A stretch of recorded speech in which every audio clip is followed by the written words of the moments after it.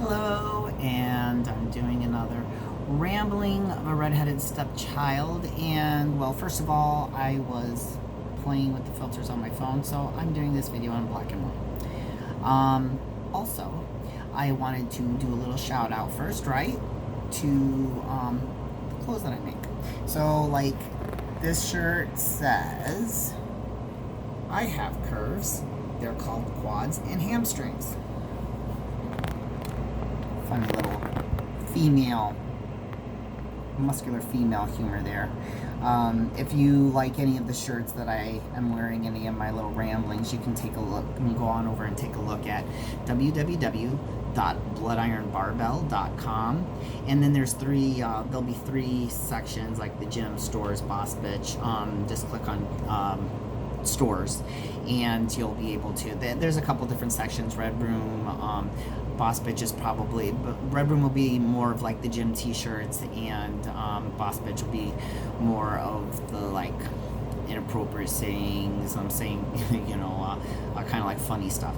So if you're looking to order something, you can go check out over there. So today I will be answering a question, actually, and a little while ago, and I'll see if I can tag her in these things. I don't know if you can tag people on YouTube, but Renee had a question, and what she asked was, what are some of the things that you see intermediate advanced lifters doing that you feel are unnecessary or counterproductive for the goals you see them chasing? And I've had it in the back of my mind to do this video, and I thought I was going to kind of whip it out real quick, but then when I reread her question, it was not quite what I was picturing in my head, and I thought it was very interesting, because a lot of people are like, oh, what do you see new lifters doing that they shouldn't be doing, right? But she wanted to know what my opinion advanced intermediate lifters are doing that are unnecessary. And so I actually had to sit down and I just poked myself in the eye. I just had to I had to sit down and kind of like write some notes first, so I would like not forget. Anyway, okay, so I'm just gonna start, and it's kind of like probably not the perfect flow or whatever, but first of all, I think that the better that you get, the more you kind of like look to see who's out there lifting the numbers that you wish that you could lift, and that's the person that you want to go to for help, right? And I'm not saying that's exactly bad, but what you want to do is you do want to seek out a lifter better than yourself. It doesn't matter how good you are, somebody is better. Even if they're better at one of the lifts and not, than you are, or maybe at a different point in a certain lift. Maybe they're faster. You know what I mean? There's always somebody that's better at something. And it's good to seek out someone better than yourself to try and get some help. But you really need to find somebody who's kind of similar to you, okay? If you're a close stance squatter, don't go find a wide stance squatter to get help from. It doesn't matter what they're squatting, you know what I mean? So think about who you're asking for help. Don't just pick somebody who's popular, who's just got a big number, but really doesn't have anything to do with the way that you lift. And always keep in mind that the better that you are, there are always going to be certain things that are just kind of easy for that person, that they're not going to understand why it's easy for them. So like every really, really great lifter has something that just comes natural to them. And just keep that in mind too. But seek out people better than yourself, but make sure that it's someone that's a little similar to at least your lifting style. I think that a lot of times the better that you get, you kind of start to move away. If you say, oh, that was what I did when I first started, right? And getting back to the basics, I think is very important. And I don't know how many advanced lifters actually take the time to do that. And I think it's important. Even before I was an advanced lifter, I used to always, after every meet, I came down and broke everything back down to basics and started over from scratch. Pause benches, box squats, pause squats, took it right down to the very bottom, got out of my equipment, and built my way back up. And I think that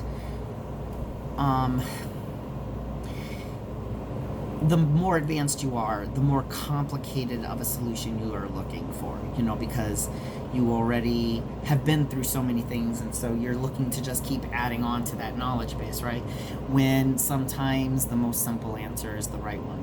So just breaking it back down to basics, and starting right back to 3-2, or what is it, 5-3-1 even, you know what I mean? Something like that might even be helpful, but just break it back down.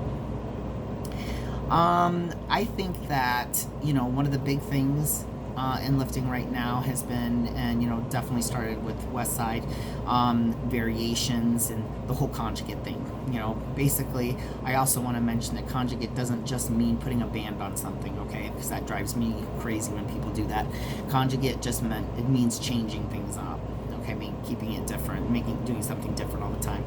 Well, what people have started to do is to kind of like add in these variations to or create variations of almost everything that they do. I'm not saying there's anything wrong with that either, but I think that people are very creative, and you sit there and you think about what your weakness is and how you might address it. People have started coming out with some really crazy things, and so I would caution against coming up with too many variations of things, okay? You don't have to, in not only too many variations, but too many variations all at once too. I have never been a fan of chains and bands at the same time. I think that the two of them don't go together. One kind of acts against the other, so that's just my opinion.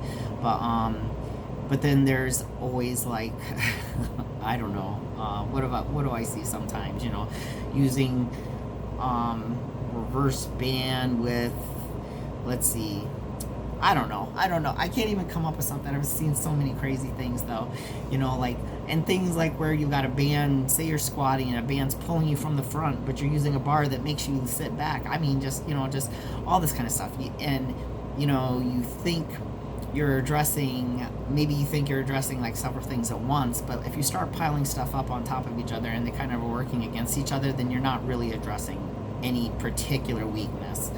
And so I think that the focus should not be in being as creative as possible, but in breaking things down as simple as you can into the most simplest building blocks and addressing the single weaknesses, as opposed to trying to like treat a whole big picture all at once. And you also don't have to have a million different variations. You can just, you would typically, you're just going to pick, I don't know, say 5. The 5 that work the best for you, that address your personal weaknesses, and those are the ones that you would stick with until other weaknesses pop up, maybe.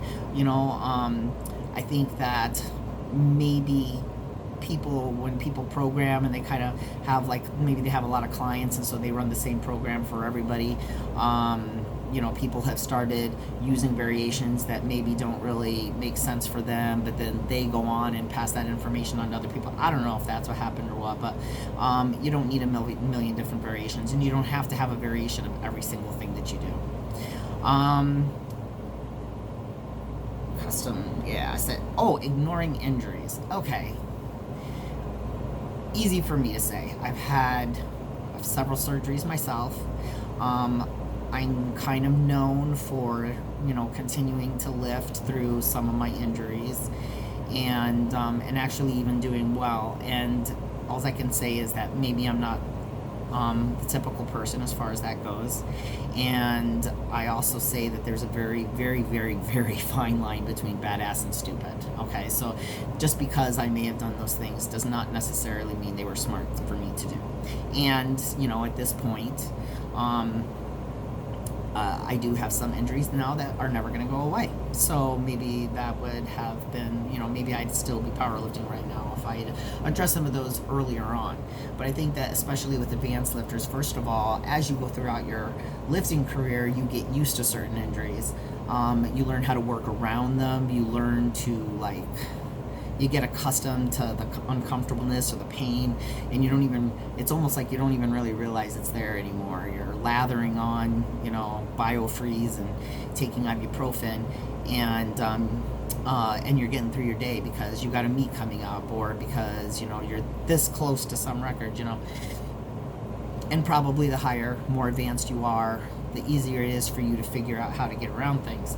But not the smartest thing to do, especially the older that you get. And it's a really hard thing to stop and take the time away from these goals of yours, especially if you're really close, to take the time for not only like a surgery, but rehab and recovery and all that. But ultimately, in the end, it is going to be the best thing for you if longevity is your ultimate goal. So I think that you shouldn't be ignoring those. Going too heavy, and that kind of goes hand in hand too with like too many accessories, I would say. So when I very, very first started lifting, I used to lift like twice a day, 2 hours at a time, and I go in and I just hit everything. I would just lift and lift and lift, whatever wasn't sore, I was lifting. And definitely as the years went by, I've been competitively lifting for 14 years, and definitely as time went on, I didn't need to do all that. I mean, it wasn't just that I didn't have the time to do it, I didn't need to do it. And so I think that, I don't think that it's just my opinion. I'm pretty sure that it's fact that, there's going to be a certain period of time when you're brand new and you can do all kinds of stuff to yourself, and you're just like getting everything caught up to your potential, or to, your border, your boundary. And once you hit that, you can keep doing those things, but they're not going to progress you the same.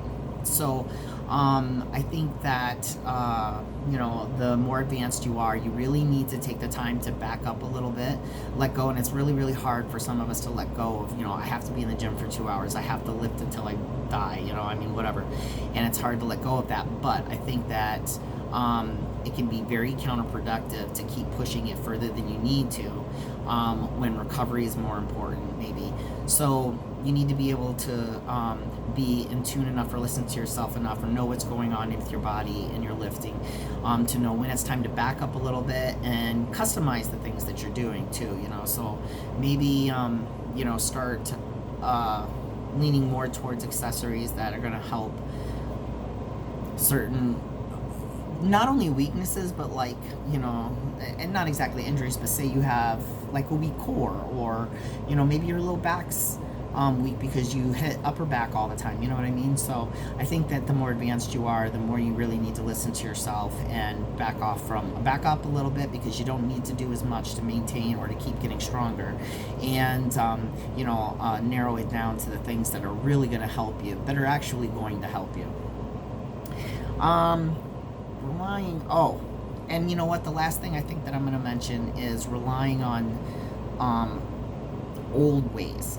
Okay, and when I say that, I mean like, the easiest way for me to explain is as an equipped lifter, right? And as an equipped lifter, you have all of these tools available to you, and you get used to how they work. So like, say in a bench, there's boards, right? And when you're using a bench shirt, you can use these boards, and you can do it raw too, but I'm just using the equipped example, right? You can use these boards to address certain things. So first of all, you get the most support, you get the most help out of a bench shirt when it's at your chest. That's when the shirt is stretched as much as you're possibly going to stretch it. I mean, maybe it's possible to stretch that shirt more, but whatever your position you're in, when you're at your chest, that's when it's stretched the most it's going to be for that lift. And but that's also when you're getting the most resistance. So a lot of times people use something like a one board, right? Because they don't need to come down to their chest, because they realize that the shirt's going to be there to help them for that last inch. So they're trying to work everything above it. They're trying to make everything else stronger because they know the shirt's got them at that inch, right? Well, maybe you're a person who, has a hard time locking out. You get it to your chest and you press it and you have a hard time locking out. And then you want to use four boards, because then you're just working that lockout period, that lockout portion, and it could be anything in between. Well, what happens is, you could use, like, maybe you're breaking a shirt in, and first you take it to a 3 board, then a 2 board, then a 1 board as you're breaking the shirt in or something. I don't know. But you get used to how these tools work for you. So here we go, many years later, right? You're an advanced lifter, and you're thinking, well, this is the way it's always worked for me. Year changes, times have changed. Maybe at some point you started listening to Joe Schmo and the way they bench, and the way that you started kind of simulating that, and so the way they bench doesn't really get the same kind of advantage out of the old ways that you were doing boards, right? And before you know it, you're taking everything to a 1 board because you always knew that your shirt had it, and now all of a sudden every time you try to touch it, you're dumping in your shirt. Well, okay, you can't rely on these things forever. You need to, and it kind of goes back to back down to basics, actually, to be honest. You need to never ever not address certain things in your lifts, because you got that. You know how that works in the shirt.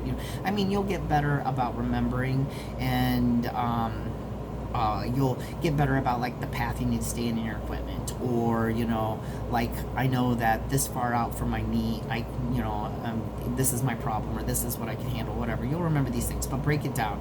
Don't rely on the same thing year after year and think that nothing's ever going to change.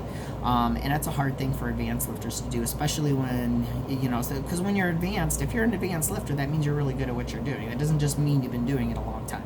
Okay, so if you're really good at what you're doing, then of course you're going to rely on the things that that have been working. But you can't let that take over so that you refuse to listen to anything else. Always break it back down to basics.